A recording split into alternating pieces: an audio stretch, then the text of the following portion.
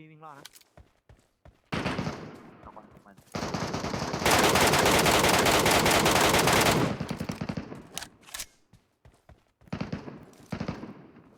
โอ้เจ็บผมนะ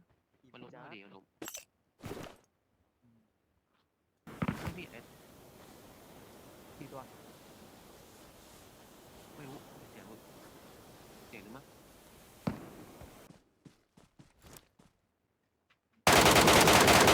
Location. Watch out!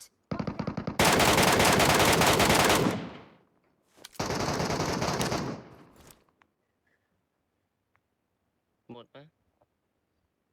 จับ กระเป๋าล่วงนะเพื่อน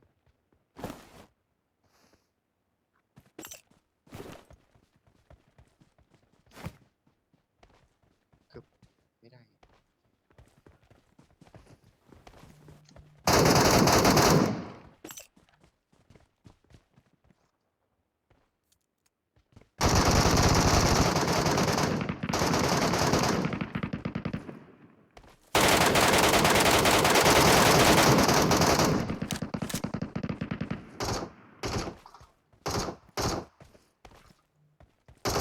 ชิ้น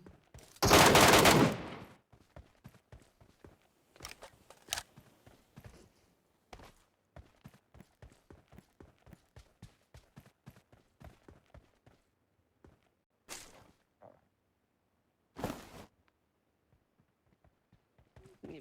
เล่นไอตีนี่ค่ะพันยากู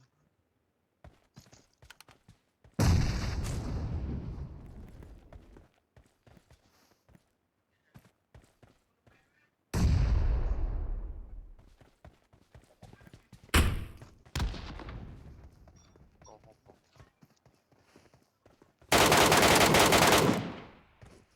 สวยสวย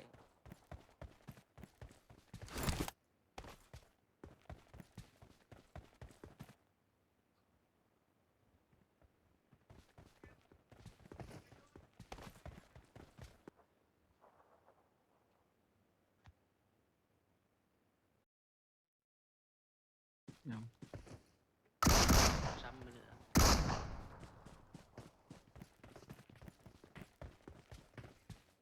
มีที่ไอ้พวกนี้มันน่าจะจู่โจมมั้งตรง มากเลยมากเลย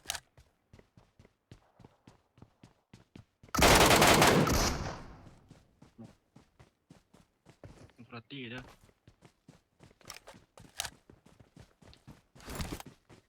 โนตี้นู้นได้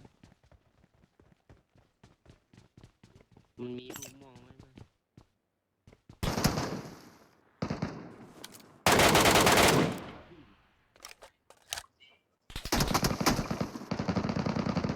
Help!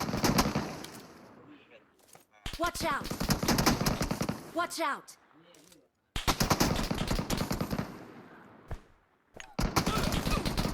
Watch out! Help! 101 16.5การปกติเปลี่ยน มีแต่อายุเก่าไปไม่ได้เล่นดี